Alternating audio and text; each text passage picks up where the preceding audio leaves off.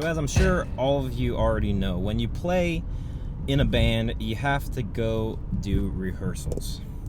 Even when you're a solo artist, you still have to rehearse and practice. And to be honest, I really don't like doing rehearsals. It's just, for me, it's really tedious and a lot of the times monotonous. But it's something that you have to do. That said, when you do rehearsals, there's a few common courtesies that you have to abide by. For one, it takes zero talent to show up on time and make sure that your gear is in order. I hate it when people show up late or they show up and their stuff doesn't work. When you're at home and you're practicing, that's the time to test out your equipment to make sure everything works, and that's the time to practice. So right now I'm driving home from rehearsal. It's Sunday night, and we had a good rehearsal and we ended on time, which is another key part of rehearsal. You should never give a start time and not an end time. Tonight we ended at 8, so we started at 6 and we ended at 8. So that means if you're in the group and 8 o'clock hits, even if you're in the middle of the song, cut it. Because say there's 5 people in your band and you go 5 minutes over, times that by 5, that's 25 minutes of time that you've taken from people. This is all if you're in charge. If you are in the band, that's something you need to talk about ahead of time on, hey, the end time's 8, for example, and I gotta go at 8. And if that's something that the band leader doesn't get, you either need to have another conversation and own the fact that you need to leave. Don't blame the band leader saying that it's their fault. You need to own that and say, hey, I gotta go at the end time. And that's just what it is. So it's all about respecting people's time. I got another rehearsal tomorrow night with Boca, which is another band I play in. And that rehearsal 7 to 9. So I'm gonna get there at probably 8:45, get my stuff set up, and then we end at 9. So I'm gonna be packing up at 9. And that's just how it is. And you gotta get what you need to get done within that set time. Another thing to consider is if you're going more than 2 hours, I would recommend scheduling a break. Because if you get into that 3-hour, 4-hour rehearsal time with no break to rest and rest your ears and use the restroom, it can get tough on people. So that's another thing to think about with rehearsals. Another common courtesy at rehearsal is when the song is going, when everyone's playing, that's the time to play. When the song stops, that's not the time to play. So if you're familiar with the term noodling, don't do that. It's that simple. Just don't play when you're trying to talk with the band members or other band members are talking and you're not really part of the conversation.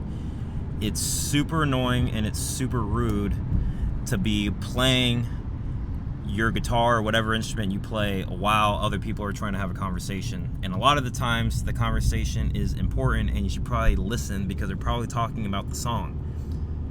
So what I do to counteract my tendency to noodle, if I'm playing, for example, on the bridge pickup for the song, I'll have that volume turned up and then I'll have the neck pickup turned all the way down. So when the song stops, I just flip it over to the neck pickup position, and that way I could play if I want and it won't be going through the amp. So people can talk and they won't hear me because I'm not amplified at the time.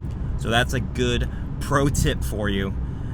Don't noodle, because it's such a tendency and a want, because you have the guitar in your hand, you have it plugged into the amp and you have it turned up and you just want to play.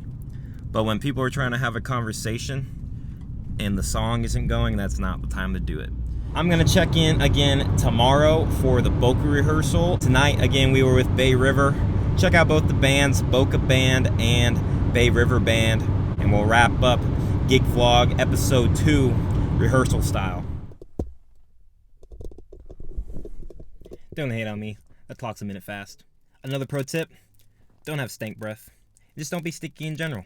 Fix that. Now that we're here, now we got fresh breath, let's go in and get set up.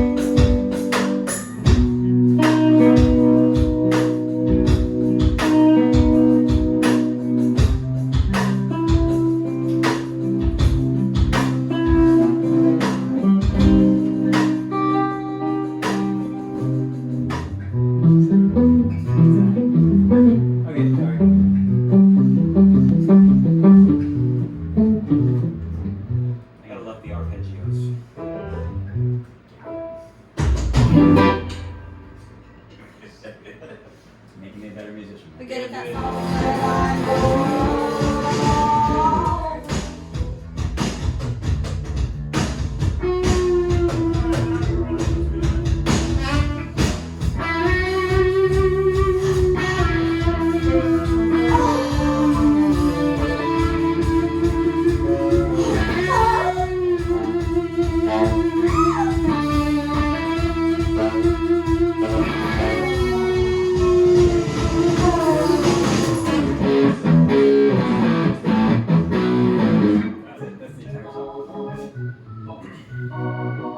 Okay, from the top.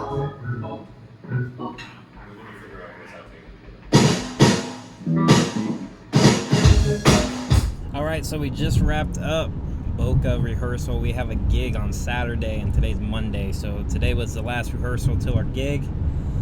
We got accomplished what we needed to get done, and it went pretty smooth. We started right on time, ended right on time, and got done what we needed to get done, and I got out of there at about 20 after 9, and I'm headed home. One other etiquette rule, or rule of thumb I should say, that I thought of tonight while we were rehearsing is to remember to look up.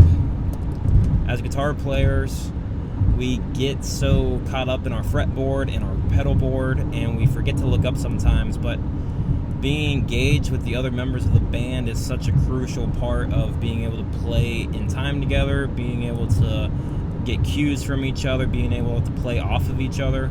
So remember to look up and look around and really listen to what the other band members are playing. So rehearsals, necessary evil. Again, I'm not the biggest fan of rehearsals. They are what they are. You got to do them. But at the end of the day, being prepared is what it's all about. I'd rather get through a 4-hour, tedious, tiring rehearsal than have a 3-hour, tedious, tiring gig in front of other people.